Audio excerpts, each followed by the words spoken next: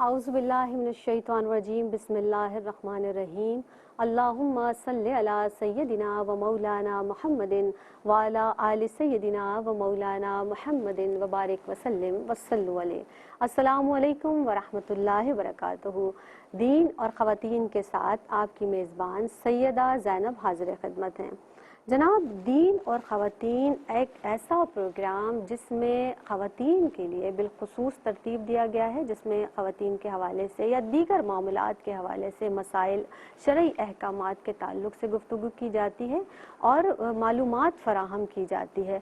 आज जिस मौजू पर यहाँ हम कलाम करेंगे या जानने की कोशिश करेंगे वो है नमाज, यानी नमाज के ताल्लुक़ से शरई अहकामात क्या हैं, क्योंकि नमाज दीन का एक अहम सुतून है, अरकान इस्लाम में से एक अहम रुकन है और नमाज की अहमियत से किसी को इनकार नहीं। इसके हवाले से हम जानेंगे कि नमाज में किस तरह से खुशू व खुजू के साथ, रूहानियत के साथ हम अपनी नमाज़ों को अदा करें। बहुत से शरई मसाइल भी इस ताल्लुक़ से हैं, इंशाअल्लाह उन पर भी कलाम करेंगे। मुअज़्ज़िज़ मेहमान शख्सियात आज की इस बज़्म में मौजूद हैं जो इस ताल्लुक़ से कलाम फरमाएंगी। सबसे पहले हमारे साथ तशरीफ़ फरमा है मोहतरमा आलिमा हाजरा मुज़म्मिल साहिबा, उनको खुशामदीद कहते हैं। अस्सलामु अलैकुम व रहमतुल्लाहि व बरकातुहू। वालेकुम अस्सलाम व रहमतुल्लाह। मिजाज बखैर है, कैसी हैं आप? ठीक ठाक हैं। उनके साथ अगली नशिस्त पर तशरीफ़ फरमा है आलिमा सूबिया शाकिर साहिबा। अस्सलामु अलैकुम व रहमतुल्लाहि व बरकातुहू। वालेकुम अस्सलाम। मिजाज बखैर है, खैरियत से? अल्लाह ताला दोनों को शाद व आबाद रखे। और उनके साथ साथ हमारे इस प्रोग्राम में जैसा कि आप जानते हैं कि तशरीफ़ फरमा हुआ करते हैं ऑन भी पर हमारे साथ मौजूद हैं मुफ्ती एहसन नवेद नियाजी साहब, उनको भी खुशामदीद कहते हैं। अस्सलामु अलैकुम क़िबला। वालेकुम अस्सलाम व रहमतुल्लाहि व मिजाज बरकातुहू। बखैर हैं? अल्हम्दुलिल्लाहि रब्बिल आलमीन। आगाज़ करते हैं आपसे आलिमा हाजरा, आप तशरीफ़ फरमा हैं नमाज के ताल्लुक़ से, क्योंकि आज गुफ्तगू की जाएगी। मैं चाहूँगी सबसे पहले हमारे नाज़रीन को ये बताइए, क्योंकि अक्सर औक़ात हम ये देखते हैं कि बहुत से लोग ये महसूस करते हैं कि सिर्फ फ़राइज़ की अदायगी हो गई, नवाफिल को या सुन्नतों को तर्क कर दिया। ये इरशाद फरमाएं कि जो इस तरह से फ़र्ज़ की अदायगी ज़्यादा ज़रूरी है, यानी सिर्फ फ़र्ज़ अदा करते हैं जो लोग या सुन्नत और नवाफिल नहीं पढ़ते, इसका शरई हुक्म क्या है? बिस्मिल्लाहिर्रहमानिर्रहीम। हुक्म शरा की तरफ आने से पहले मैं ये अर्ज़ करना चाहूँगी, जैसा कि हमारे यहाँ एक माहौल बन चुका है कि अक्सरियत जो है वो नमाज से दूर होती जा रही है। हम अपने दीगर मसरूफियात में इतने ज़्यादा मसरूफ़ हो चुके हैं दीगर कामों में कि हम नमाज़ों को भूल जाते हैं और हमें मालूम तक नहीं होता। बहुत सारे ऐसे लोग होते हैं कि पूरे दिन में एक मरतबा भी सजदा नहीं किया और उन्हें अंदाज़ा तक नहीं होता कि उन्होंने आज अल्लाह की बारगाह में हाज़िरी नहीं दी। तो बहुत सारे लोग अगर इस तरीके से कर रहे हैं तो एटलीस्ट उनसे तो बेहतर है कि कम से कम फ़राइज़ ही अदा कर लिए जाएं। तो ना होने से कुछ होना बेहतर है। अलबत्ता सुन्नतें और नवाफिल इनकी अपनी एक अहमियत है, इनकी अपनी एक शरीयत में अहमियत बताई गई है। लिहाजा जो सुन्नतें मुअक्कदा हैं उनका हुक्म शरा ये होता है कि उनको अदा करना ज़रूरी है। बिला उज़्र शरई अगर एक मरतबा तर्क करते हैं तो ये बुरा है और इसकी आदत बना ली जाए, यानी लगातार 3 मरतबा अगर किसी ने ये सुन्नतें छोड़ दी तो फिर ऐसी सूरत में वो बंदा गुनाहगार भी होगा। अलबत्ता जो सुन्नतें गैर मुअक्कदा हैं उनको छोड़ने की आदत बनाने पर भी बंदा गुनाहगार नहीं होता। लिहाजा जो बंदे इस तरीके से कर रहे हैं कि सिर्फ फ़राइज़ की अदायगी कर रहे हैं, सुन्नत मुअक्कदा और गैर मुअक्कदा का बिल्कुल तर्क किया जा रहा है, तो उन्हें चाहिए कि वो एटलीस्ट सुन्नत मुअक्कदा ज़रूर पढ़ें। सुन्नत गैर मुअक्कदा को छोड़ना नापसंदीदा है लेकिन गुनाह नहीं है।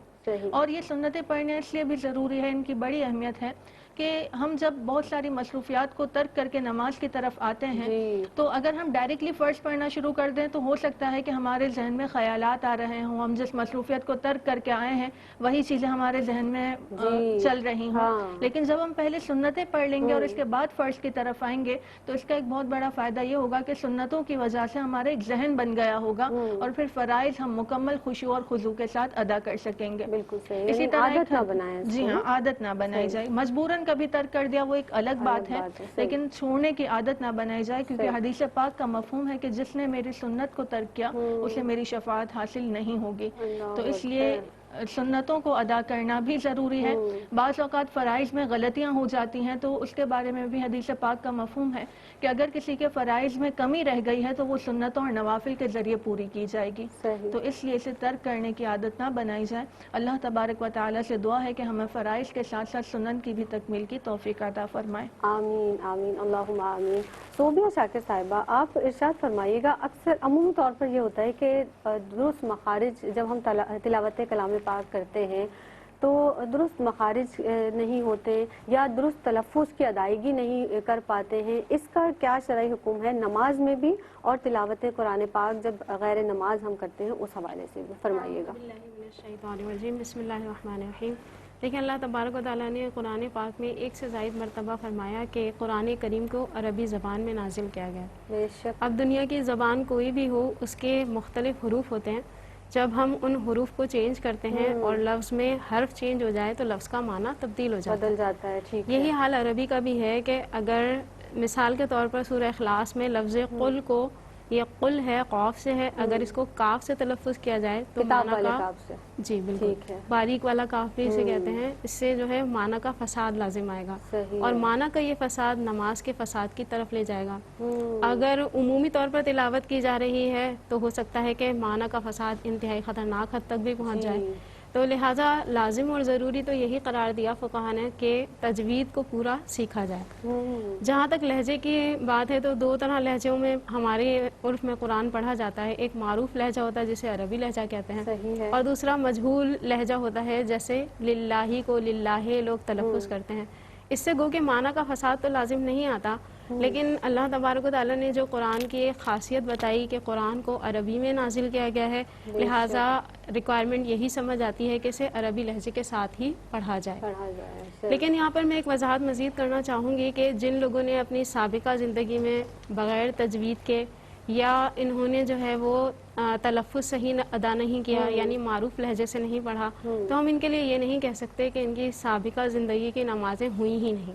جی صحیح. تو اسے پریشان ہونے کی ضرورت نہیں ہے، لیکن کیونکہ فقہا نے فرمایا کہ اس کو سیکھنا واجب ہے تو لہٰذا سیکھنے کی کوشش کرنی ہوگی. یعنی بہتر یہی ہے کہ درست تلفظ کے اور درست ادائیگی کے ساتھ ہی ادا کیا جائے. ایک کالر ہمارے ساتھ ہیں. السلام علیکم ورحمۃ اللہ وبرکاتہ. وعلیکم السلام ورحمۃ اللہ وبرکاتہ. جی کون بہن کہاں سے بات کر رہی ہیں؟ جی میں لاہور سے بات کر رہی ہوں. میرے 3 سوال ہیں. جی جی میرا پہلا سوال یہ ہے، جو پیکٹ کے اوپر لکھا ہوتا ہے حبیب لکھا ہوتا ہے، فاطمہ لکھا ہوتا ہے، گروسری جب ہم لوگ خریدتے ہیں تو وہ میں تو کاٹ کے کوشش کرتی ہوں، جب سے پتہ چلا رکھ لیتی ہوں، لیکن سم ٹائم بندہ گلی میں دیکھتا ہے اور نہیں اٹھا پاتا، تو کیا اس میں گناہ گار تو نہیں ہوں گے؟ اور وہ جو لکھے ہوتے ہیں کیا وہ کاٹ کے رکھنا لازمی ہے؟ ٹھیک ہے. اور دوسرا میرا سوال یہ ہے کہ نام ہوتے ہیں فاطمہ، حیدر، علی اور بھی اسلام مطلب جو ہیں، وہ جب ہم واش روم میں کھڑے ہوتے ہیں تو ہم انہیں نہلا دھلا رہے ہوتے ہیں، بلاتے ہیں، تو واش روم میں وہ نام لینا کیا ٹھیک ہے؟ ٹھیک ہے. تیسرا سوال میرا یہ ہے کہ ہمارا جو قبرستان ہے جس میں مطلب دفن کرتے ہیں وہ بہت بڑا ہے، نہ جگہ بیچی جاتی ہے نہ خریدی جاتی ہے، لیکن پھر بھی لوگوں نے وہاں پر 4 دیواری بنا کر اپنے مطلب اس کے لیے کہ ہم مطلب اپنے رشتہ داروں میں دفن ہوں تو وہ رکھ لیتے ہیں جگہ، اور مصنوعی قبر بھی بنوا لیتے ہیں تاکہ یہاں پر جگہ ختم ہو چکی ہے تو چلو ایک ہی رہ گئی اور اپنے لیے بنوا لی. ایسا کرنا کیسا ہے؟ ٹھیک ہے. ٹھیک ہے. آپ کے تینوں سوال ہمارے پاس موجود ہیں، انشاءاللہ تعالی اس پر بھی کلام کریں گے. موضوع کی جانب واپس بڑھتے ہیں. مفتی صاحب آپ کی جانب بڑھیں گے. کیا فرمائیے گا جس طرح سے ہماری عالمات نے بھی ارشاد فرمایا کہ نمازوں میں جو صرف فرض کی ادائیگی جو لوگ کر لیتے ہیں، سنت و نوافل کو چھوڑ لیتے ہیں، شرعی حکم فرمائیے گا. سیدنا و مولانا محمد وعلی آلہ وصحبہ بارک وسلم. دیکھیں فرائض بھی نماز کا حصہ ہیں، سنن بھی نماز کا حصہ ہیں، نوافل بھی نماز کا حصہ ہیں. تو کامل نماز تو یہی ہے کہ فرائض کے ساتھ ساتھ سنن مؤکدہ، سنن غیر مؤکدہ اور نوافل بھی پڑھے جائیں، تبھی جو ہے وہ کامل نماز ہوگی. لیکن اگر کوئی صرف فرائض پر اکتفا کرتا ہے تو یقیناً یہ ان کے مقابلے میں تو بہرحال بہتر ہے کہ جو سرے سے ہی نماز نہیں پڑھ رہے. ایک طرف وہ لوگ ہیں جو نماز ہی نہیں پڑھ رہے اور ایک طرف وہ ہے کہ جو ان کے مقابلے میں فرض ادا کر رہا ہے. تو چونکہ یہ فرض ادا کر رہے ہیں اسی لیے یہ ان کے مقابلے میں تو بہتر ہے. لیکن آگے اب یہ ضرور دیکھ لیا جائے کہ بھئی یہ جو چھوڑ رہے ہیں سنن اور نوافل، تو آیا مطلقاً سنن کو چھوڑ رہے ہیں یا سنن مؤکدہ پڑھ رہے ہیں اور سنن غیر مؤکدہ کو چھوڑ رہے ہیں؟ वैसे जो सुनन है छोड़नी तो किसी भी हाल में नहीं चाहिए, सुनन मुअक्कदा हों या गैर मुअक्कदा हों, सुनन की अपनी बरक़ात हैं। एक तो ये कि हुजूर नबी करीम अलैहिस्सलातु व तस्लीम का मुबारक तरीका है, और सरकार के तरीके की तो क्या ही बात है, उसकी अपनी रहमत है, बरकत है, नूरानियत है, उससे बिला वजह महरूम नहीं रहना चाहिए। एक दूसरी बात ये है कि देखें, फ़राइज़ में कोई कोताही हो जाए तो वो सुनन के ज़रिए उस कोताही का इजाला किया जाता है। तो जब सुनन पढ़ेंगे ही नहीं तो जो फ़राइज़ की कोताहियाँ हैं वो अपनी जगह बाकी रहेंगी। तो इस वजह से भी सुनन की अदाई पे ज़ोर देना चाहिए, ताकि फ़राइज़ में कोई कोताही बतकादा बशरी हो जाए तो उस कोताही का सुनन के ज़रिए इजाला हो जाए। तो सुनन छोड़नी तो नहीं चाहिए, लेकिन अगर कोई बिलफर सुनन छोड़ता है तो इस सूरत में हुक्म क्या है, तो सुनन गैर मुअक्कदा अगर तर्क करता है तो सुनन गैर मुअक्कदा के तर्क करने पर गुनाह नहीं है। बेहतर ये है कि पढ़ी जाए लेकिन गुनाह नहीं।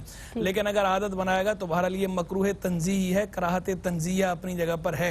और सुनाने मुअक्कदा के तर्क का हुक्म ये है कि अगर कोई सुनाने मुअक्कदा को कभी कभार नादिरन तर्क कर दे तो ये इसाअत है, बुरा है, गुनाह नहीं। लेकिन अगर आदत बनाएगा, बार बार तर्क करेगा तो इस सूरत में इसाअत मकरूह तहरीमी में कन्वर्ट हो जाती है, यानी ये गुनाह बन जाएगा। तो इससे तौबा करना लाज़िम है। हज़रत एक कॉल है। अस्सलाम वालेकुम। वालेकुम अस्सलाम, क्या हाल है आपकी? अल्हम्दुलिल्लाह रब्बिल आलमीन, अल्लाह कुल हाल। फरमाइएगा।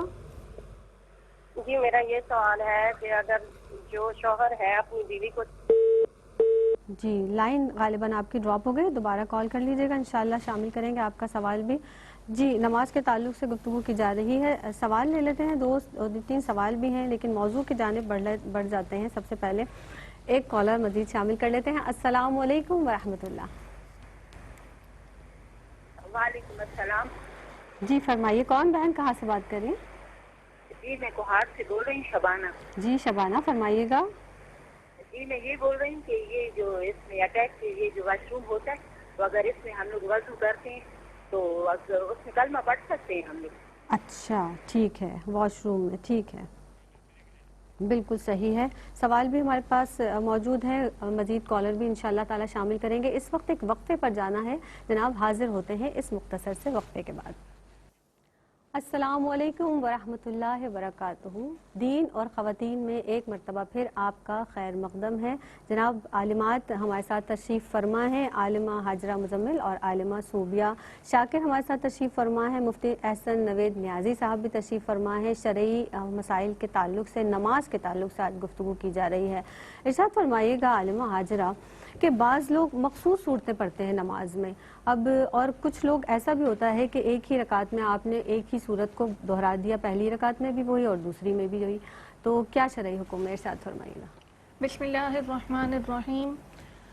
ऐसी सूरत हाल में कि एक चंद सूरतों को मखसूस कर लेना या फिर तकरार करना, तो पहले मखसूस करने के हवाले से बात कर लेते हैं। बाज़ औक़ात ऐसा होता है कि कुछ लोगों को कुछ सूरतें ही याद होती हैं और वो हर नमाज में उन्हीं सूरतों को पढ़ रहे होते हैं, तो इसमें कोई मसला नहीं है। बस ये है कि तरतीब का ख्याल रखना ज़रूरी है कि तरतीब के साथ पढ़ी जाए। अब अगर 2 रकात में एक सूरत पढ़ी और फिर अगली 2 में भी वही 2 रकातें पढ़ी, वही 2 सूरतें पढ़ी जो पहली 2 में पढ़ी थी, तो इसमें कोई हरज नहीं है, बिल्कुल इस तरीके से किया जा सकता है। अलबत्ता सूरतों की तकरार करना कि एक ही सूरत को हर रकात में पढ़ लेना, तो इस सूरत में मसला ये है कि सुन्नत और नवाफिल में तो कोई हरज नहीं है कि आप अगर तकरार के साथ एक ही सूरत को हर रकात में पढ़ते हैं तो इसमें कोई हरज नहीं, बिल्कुल पढ़ी जा सकती हैं। और बल्कि बाज़ नवाफिल ऐसे होते हैं कि जिनमें किसी चीज़ की, किसी तस्बीह की, किसी सूरत की तकरार करना ये मनकूल होता है, तो अगर उस नीयत से पढ़ा जाए कि मैं उस तरीके को फॉलो करते हुए पढ़ रही हूँ तो इसमें भी कोई हरज नहीं है, बल्कि ये अफजल तरीका है। अलबत्ता फ़र्ज में मसला ये है कि अगर कोई फ़र्ज में एक ही सूरत की बार बार तकरार कर रहा है हर रकात में, तो फिर अगर तो उसे कोई और सूरत याद है तो फिर उसका ऐसा करना नापसंदीदा अमल होगा। गुनाह नहीं है लेकिन नापसंदीदा है। लेकिन अगर उसे और कोई सूरतें याद ही नहीं है या ज़्यादा खुशी और खुजू से सूरत के जरिए हासिल होता है, तो फिर ऐसी सूरत में अगर वो एक ही सूरत पढ़ता है तो भी कोई हरज नहीं है। ठीक है, एक कॉलर हमारे साथ हैं। अस्सलाम वालेकुम व रहमतुल्लाहि व बरकातुहू। वालेकुम अस्सलाम। जी बहन, कौन है, कहाँ से बात कर रही है, फरमाइए। मैं नईमा बात कर रही हूँ कोतवी से। जी नईमा। मेरा सवाल है कि मैं जब नमाज पढ़ते हैं हम फजर की, बहुत ज्यादा अक्सर कज़ा हो जाती है, जैसे تو وہ قضا نماز کب تک پڑھ سکتے ہیں ہم؟ اچھا، فجر کی قضا کب تک پڑھ سکتے ہیں؟ ٹھیک ہے، بہت شکریہ آپ کی کال کا.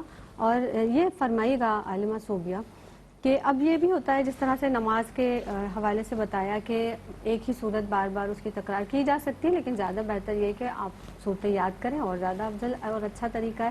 یہ فرمائیے تلاوت کلام پاک میں یا نماز کے دوران صورتوں کی جو ترتیب ہے، نماز میں بھی ایسا ہوتا ہے کہ آگے پیچھے ہم الٹ دیتے ہیں ترتیب کو، اس کا کیا شرعی حکم ہے؟ فرمائیے گا.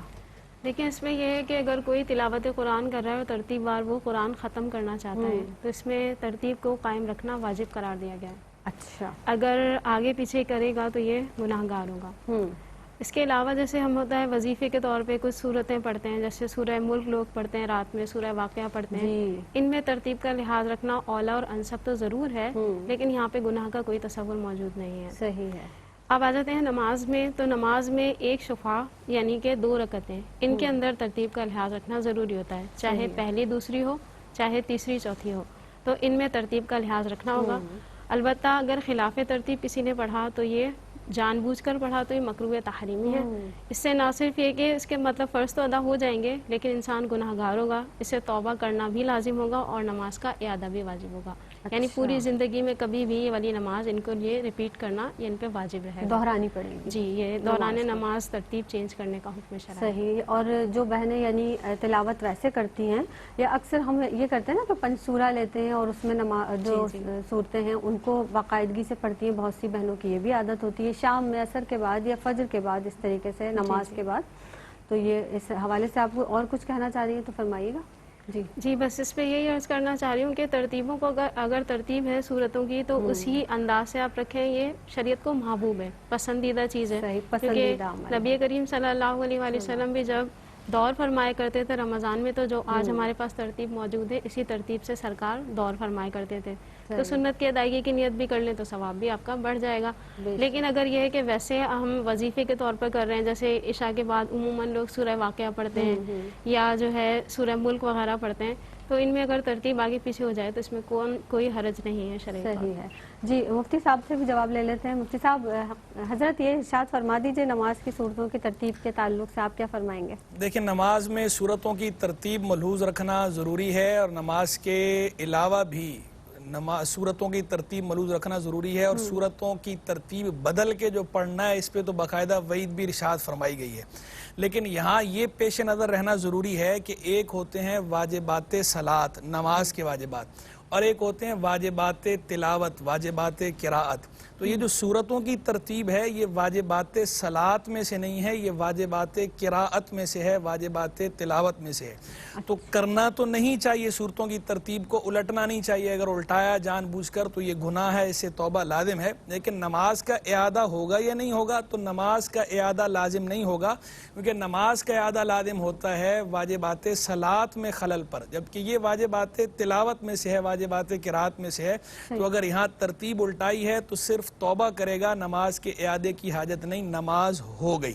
یہ تو ہو گئی بات نماز کے حوالے سے. اچھا، نماز کے علاوہ بھی ترتیب الٹانی نہیں چاہیے، لیکن بعض اوقات ایسا ہوتا ہے کہ تعلیم و تعلم میں آسانی کی غرض سے، جیسا کہ بچوں کو حفظ کرایا جاتا ہے تو حفظ کراتے ہوئے انہیں اکثر جو ہے وہ آخری پارے سے شروع کرایا جاتا ہے، کیونکہ پہلا پارہ جو ہے وہ بڑا ہے، ایک ہی سورہ، سورہ فاتحہ کے بعد سورہ بقرہ شروع ہوتی ہے تو پورا پارہ اسی میں ہے. تو آخری پارے میں چونکہ چھوٹی چھوٹی صورتیں ہیں تو بچوں کے لیے یاد کرنا آسان ہوتا ہے، تو انہیں وہ آسانی کی غرض سے پہلے الٹا شروع کرایا جاتا ہے، یعنی 30واں پارہ یاد کرایا جاتا ہے. تو یہ بھی ویسے ترتیب الٹنا تو درست نہیں ہے، جائز نہیں، لیکن یہ تعلیم و تعلم میں آسانی کی غرض سے پہلے چھوٹی صورت جو ہے وہ یاد کروانا، پھر پیچھے والی کوئی صورت یاد کروانا ترتیب الٹا کر، تو یہ جائز ہے، کیونکہ اس پہ تلاوت کے احکام جاری نہیں ہوتے. تلاوت کے احکام جاری ہوتے ہیں تلاوت اور قرات پر، جبکہ یہاں تلاوت اور قرات مقصود نہیں بلکہ تعلیم و تعلم مقصود ہے. اور الامور بمقاصدہا شریعت کا قاعدہ ہے،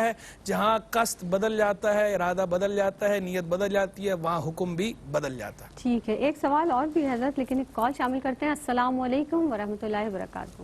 وعلیکم السلام. میں نے آپ سے 2 سوال پوچھنے ہیں. پہلا سوال میرا یہ ہے کہ جس طرح ہم بہنیں پہلے شروع سے گھر میں پردے کا ماحول نہیں ہوتا ہے تو پردے کی نیت کر لیتی ہیں، لیکن اس سے پہلے آپ کے خاندان میں جس طرح شادی پہ فلم وغیرہ، یہ جو مووی وغیرہ بنائی جاتی ہے، اس میں جو مطلب آپ کی جو تصویر وغیرہ بن جاتی ہے اور بعد میں آپ نے یہ نیت کر لی ہے, آپ پردہ کرنا شروع کر دیتے ہیں, تو اس کا کیا حکم شرع ہوگا؟ اور دوسرا یہ کہ جو پردہ ہے مطلب اپنے سسر کے علاوہ جس طرح ماموں سسر اور دوسرے دیگر لوگ ہیں, ان سے بڑی عمر کے لوگ ہیں, ان سے بھی پردہ کرنا ضروری ہوتا ہے یا نہیں ہوتا ہے؟ صحیح ہے, ٹھیک ہے, ٹھیک. ایک مزید کالر شامل کرتے ہیں. السلام علیکم ورحمۃ اللہ وبرکاتہ. السلام علیکم. وعلیکم السلام. جی بہن, سوال کیا ہے آپ کا؟ فرمائیے. جی ہاں, یہ میں آپ سے بات کر رہی ہوں کہ میں بچوں کے نام پہ نفل پڑھتی ہوں نا عشاء کی نماز میں. اچھا, آپ کا ٹی وی کا والیوم بند کر دیجئے ذرا بہن. ہاں, بچوں کے نام پہ میں نفل پڑھتی ہوں عشاء کی نماز میں. جی جی, وہ تو پڑھتی ہیں, آپ ٹی وی کا والیوم کم کر دیجئے. وطر سے ہاں, تو یہ وطر سے پہلے پڑھنی ہے, یہ وطر سے بعد پڑھنی ہے؟ اچھا, صحیح ہے, ٹھیک ہے, ٹھیک ہے, پہنچ گیا آپ کا سوال, ہم تک پہنچ گیا. تو حضرت یہ ارشاد فرمائیے گا کہ صورتوں جو 2 رکعت میں ایک ہی صورت اگر بار بار اس کی تکرار کی جائے, فرمائیے گا اس حوالے سے بھی, اور نماز میں جو صورتوں کا پڑھنا ہے اس تعلق سے, مخصوص صورتیں جو نماز میں پڑھی جاتی ہیں اس کے تعلق سے بھی کیا شرعی حکم ہوگا؟ دیکھیں, جہاں تک صورتوں کی تکرار کی بات ہے تو نوافل میں اور سنن میں تو تکرار میں کوئی حرج نہیں ہے, اور فرائض کی جہاں تک بات ہے تو فرائض کے اندر اگر بندے کو اور صورتیں یاد ہوں تو پھر اس صورت میں تکرار نہیں کرنا چاہیے, دیگر صورتیں جو اسے یاد ہیں وہ پڑھنی چاہیے, کیونکہ سارا قرآن ہی برکت والا ہے, سارا قرآن ہی خیر ہے, تو سارے قرآن سے برکت لے, جہاں جہاں سے یاد ہے انسان جو ہے وہ وہاں سے پڑھے. لیکن اگر بالفرض کسی کو یاد نہیں ہے, صورت یہ ایک یاد ہے یا چند مخصوص صورتیں یاد ہیں, اس کے علاوہ یاد نہیں, تو اسی وجہ سے وہ اس کی تکرار کرتا ہے فرائض کے اندر, تو اس صورت میں بھی حرج نہیں. صحیح. حضرت درست مخارج کے حوالے سے آپ فرما چکے ہیں, درست مخارج کے حوالے سے جو ہے وہ بات پوچھی نہیں گئی, تو ابھی جی آپ دوبارہ اس پہ گفتگو کر دیتے ہیں کہ درست مخارج میں یہ ہے کہ دیکھیں, ما تجوز بہ الصلاۃ, اتنی قرات کہ جس سے نماز جائز ہو جائے. اور نماز کس سے جائز ہوتی ہے؟ نماز جائز ہوتی ہے کہ حروف کے مابین بنیادی فرق جو ہے وہ فرق ہو, یعنی ہا اور ہا کا فرق ہو, یہ فرق ملوز رکھنا, قاف اور کاف کا فرق ملوز رکھنا, یہ جو بنیادی فرق ہیں موٹا موٹا, یہ فرق ملوز رکھنا ضروری ہے. اتنی قرات سیکھنا بھی ضروری ہے, اور اگر کوئی اس فرق کو بھی ملوز نہیں رکھتا, یعنی پورا مکمل قاری ہونا, مقری ہونا, مجود ہونا تو ضروری نہیں, لیکن اتنی بنیادی قرات کہ جس سے نماز درست ہو جائے, مخارج ٹھیک ہو جائیں, مکمل اعلیٰ نہ بھی ہوں تو بنیادی ٹھیک ہو جائیں, یہ ضروری ہے. کوئی یہ بھی نہیں کرتا تو اس کی بہرحال نماز نہیں ہوتی. لیکن اگر اس کے پہلے سے اس نے تربیت حاصل نہیں کی تھی اور اب کوشش کر رہا ہے, ٹھیک کر رہا ہے, سدھار رہا ہے, تو زمانہ کوشش میں جو نمازیں پڑھے گا انشاءاللہ اللہ کی رحمت سے امید ہے کہ اس پہ مواخذہ نہیں ہوگا, وہ قبول ہو جائیں گے انشاءاللہ. ایک کالر شامل کر لیتے ہیں. السلام علیکم ورحمۃ اللہ. وعلیکم السلام ورحمۃ اللہ. جی, کون بہن کہاں سے بات کر رہی ہیں؟ جی میں کوہاٹ سے بول رہی ہوں. جی فرمائیے. جی میرا سوال یہ ہے کہ یہ جو دیوار پہ جو جالی جو ہوتے ہیں, جی جی, تو ہم جب یہ جالی ہٹاتے ہیں تو اس میں اکثر جو یہ مکڑی ہیں تو وہ مر جاتی ہیں نا, تو اس کا ہٹانا تو نہیں ملے گا؟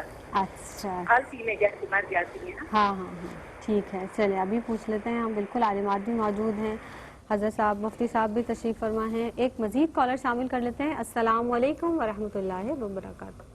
وعلیکم السلام. میرا سوال یہ ہے کہ کیا واٹر پروف آئی لائنر یا مسکارا لگا کر کیا وضو میں خلل پڑ سکتا ہے؟ کیونکہ اس میں 2 طرح کے ہوتے ہیں, ایک تو وہ جو مطلب اتر جاتے ہیں ایسے ہاتھ میں, اور ایک وہ اترتے نہیں ہیں, مطلب واٹر پروف 2 طرح کے ہوتے ہیں. دوسرا سوال یہ ہے کہ اگر مطلب گھر میں کوئی حافظ قرآن ہے جیسے دیور یا جیٹھ یا کوئی ندوی وغیرہ, اور وہ آپ کو تراویاں یا کوئی نماز باجماعت پڑھائے, تو کیا ہم ان کے پیچھے گھر میں باجماعت نماز ان کے پیچھے ادا کر سکتے ہیں؟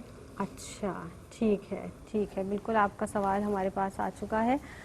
جی آپ ارشاد فرمائیے گا, نماز میں اگر تلاوت کے وقت اٹک جاتے ہیں, بعض اوقات اس طرح بھی اٹک جاتے ہیں کہ کوئی آیت یا سورت ذہن سے نکل جاتی ہے, تو کیا شرعی حکم ہوگا؟ بھول جائیں, کیا فرمائیے گا؟ بسم اللہ الرحمن الرحیم. اگر تو اس طریقے سے ہو جائے کہ درمیان میں سے کچھ پڑھنا بھول گئے, تو افضل طریقہ تو یہی ہے جو کہ حفاظ اختیار کرتے ہیں کہ تھوڑا سا پیچھے جا کر اور پھر دوبارہ سے پڑھنا شروع کریں, اور اگر یاد آ جاتا ہے تو بہت اچھی بات ہے.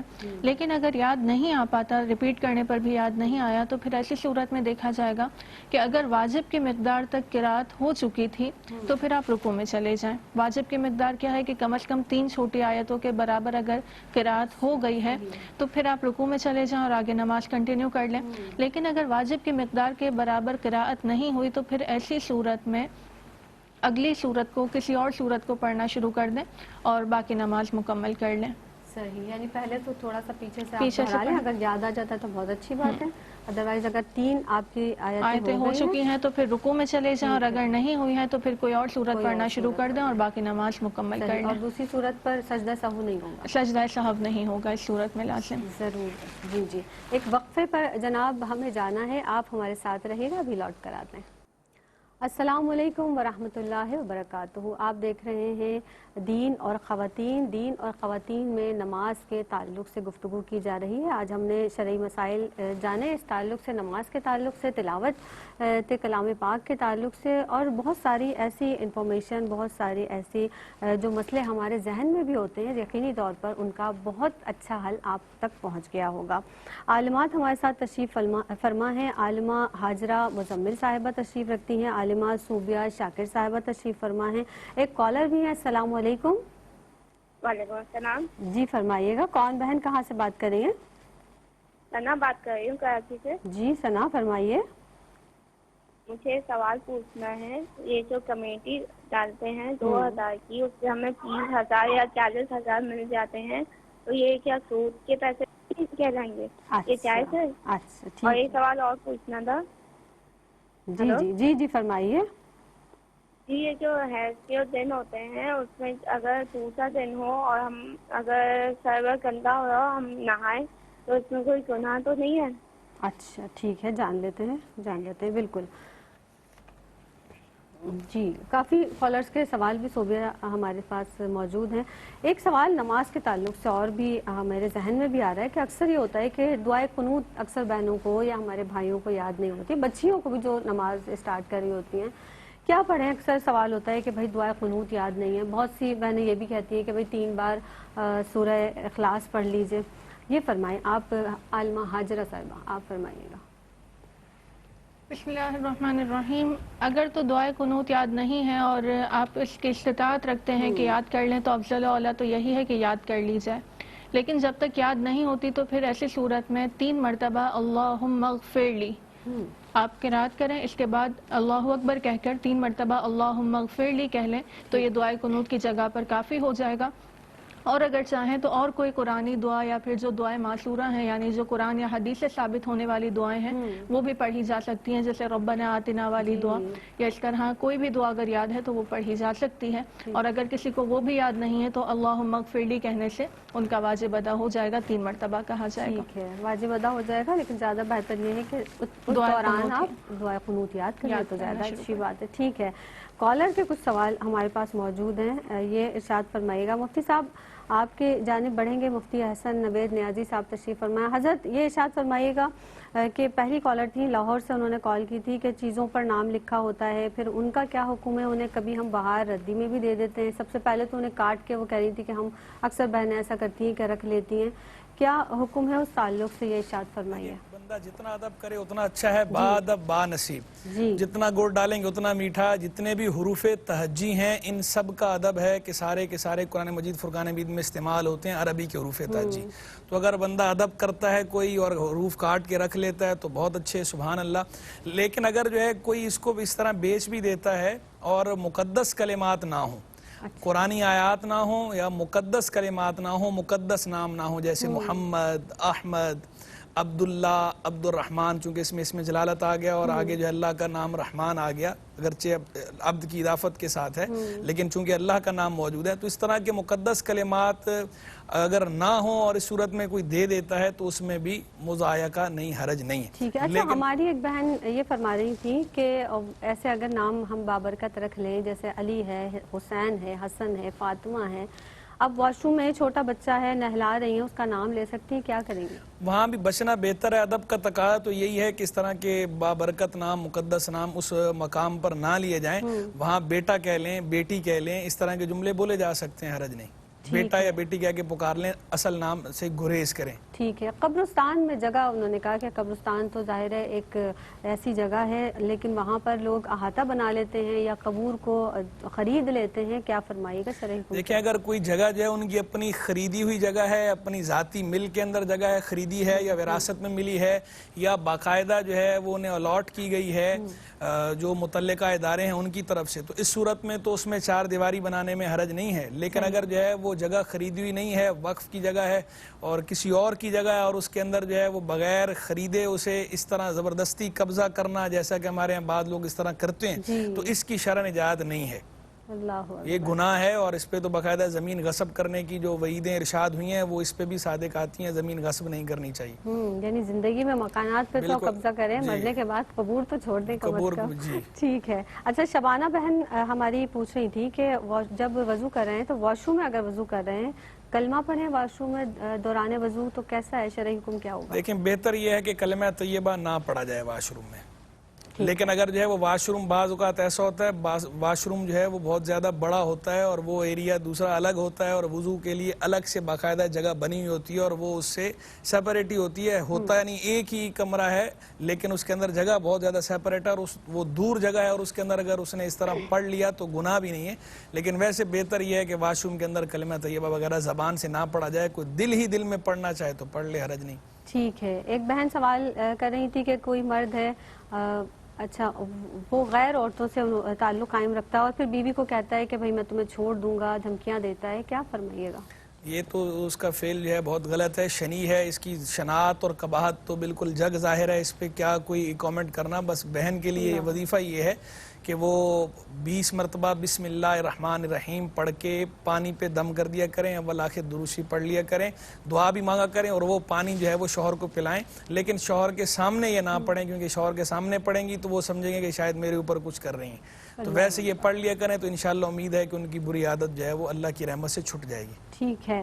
سکھر سے ہماری بہن نے سوال کیا تھا کہ بعض بہنیں اپنے ہسبینڈ کو اللہ میاں وہ کہتی ہیں نا، شوہر کو بھی کہتے ہیں نا میاں، تو بہت سے لوگ کہتے ہیں کہ کیونکہ اللہ تعالیٰ کو بھی اللہ میاں کہہ دیتے ہیں تو کفر تو نہیں ہو جائے گا؟ یہ دیکھیں اللہ تبارک و تعالیٰ کے لیے لفظ میاں کا استعمال کرنا بہتر نہیں ہے، مناسب نہیں ہے، اس سے بچنا چاہیے کیونکہ ایسے کلمات کے جن کے معنی میں سے کوئی معنی ایسا ہو جو اللہ کی شان کے لائق نہ ہو تو اس لفظ سے بچنا چاہیے. اس کو باقاعدہ جو ہے وہ فقہائے اسلام نے بھی اپنی کتابوں میں بیان کیا ہے، متکلمین اسلام نے بھی بیان کیا ہے. اور چونکہ لفظ میاں جو ہے وہ جس طرح بڑائی کے لیے استعمال ہوتا ہے تو ایسی میاں شوہر کے معنی میں بھی استعمال ہوتا ہے اور شوہر کا معنی ظاہری بات ہے یہ اللہ کے لیے محال ہے، تو اس لیے اللہ کے لیے لفظ میاں کے استعمال سے بچنا چاہیے. لیکن اگر کوئی اللہ کے لیے لفظ میاں استعمال کرتا ہے تو یہ گناہ نہیں ہے، چہ جائے کہ کفر ہو، یعنی یہ گناہ بھی نہیں ہے، صرف خلاف اولا ہے. خلاف اولا کا مطلب یہ ہوتا ہے کہ یہ کام نہیں کرنا چاہیے، افضل کے خلاف ہے، اولا کے خلاف ہے، پسندیدہ کے خلاف ہے، یعنی ناپسندیدہ ہے، لیکن یہ گناہ نہیں ہے. جب گناہ نہیں ہے تو کفر کا تو سوال ہی پیدا نہیں ہوتا. ٹھیک ہے.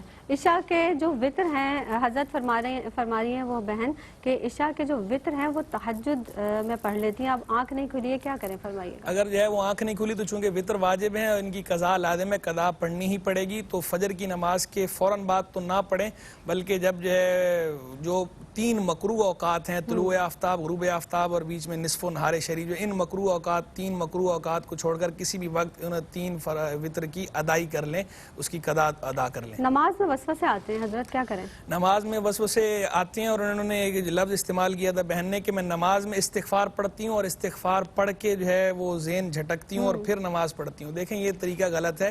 نماز میں آپ کو جو نماز کی تسبیحات یا اذکار یا اگر قرات قیام میں ہے تو قرات وہ آپ نے پڑھنی ہے، اضافی اپنی طرف سے اس طرح استغفار وغیرہ نہ پڑھیں، صرف اور صرف ذہن جھٹکنا ہے، زبان سے استغفار نہیں کرنا، ذہن جھٹک کے دوبارہ اسی طرف اپنے آپ کو متوجہ کریں نماز کی طرف. اور نماز سے پہلے یا نماز کے بعد لا حول ولا قوت الا باللہ العلی العظیم پڑھ لیا کریں، اور بہتر تو یہ ہے کہ اعوذ باللہ من الشیطان الرجیم پڑھ کے اپنی ہاتھ کی انگلی پہ پھونک مار کے بائیں ران پہ ایک دفعہ لگا دیا کریں، یہ حدیث کے اندر تعلیم ہوا ہے، یا پھر جو ہے بائیں طرف جو ہے وہ لاحول شریف پڑھ کے 3 مرتبہ تھتکار دیا کریں، لاحول شریف اور تعوذ پڑھ کے، صرف تھتکارنا ہے، باقاعدہ تھوک نہیں پھینکنی، صرف تھوکنے کی جو ہے وہ آواز نکالنی ہے، تھتکارنا ہے اس طرح، تو انشاءاللہ جو ہے یہ وسوسوں سے حفاظت رہے گی نماز میں، لیکن یہ نماز سے پہلے یا نماز کے بعد کرنا ہے، نماز کے اندر نہیں کرنا۔ ٹھیک ہے ٹھیک ہے۔